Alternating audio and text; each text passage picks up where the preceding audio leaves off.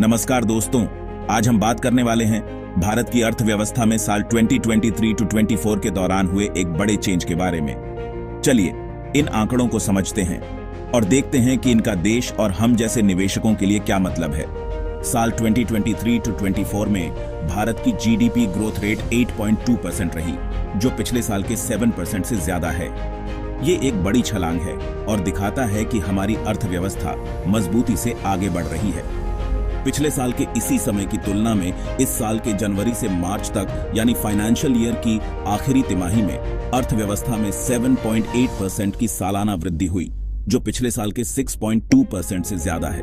तो इसका क्या मतलब है? इसका मतलब ये है कि दुनिया भर की अनिश्चितताओं के बावजूद भारत की अर्थव्यवस्था ने मजबूती और बढ़ने की अच्छी क्षमता दिखाई है। लेकिन कहानी में एक मोड़ भी है। सालाना आंकड़े तो बढ़िया हैं, लेकिन मार्च तिमाही में विकास की गति थोड़ी धीमी पड़ गई।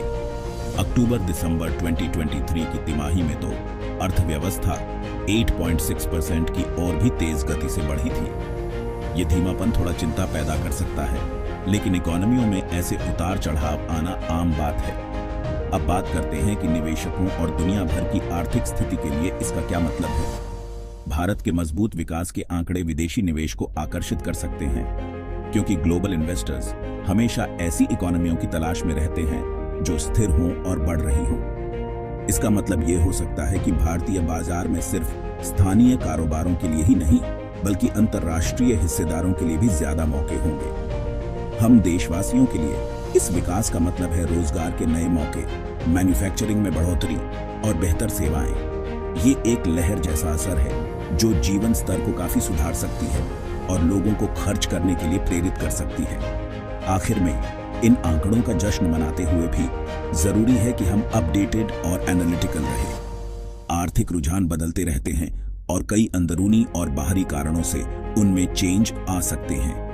इन ट्रेंड्सों पर नजर रखने से हमें बेहतर समझ आएगा कि मौके और चुनौतियां कहां हैं।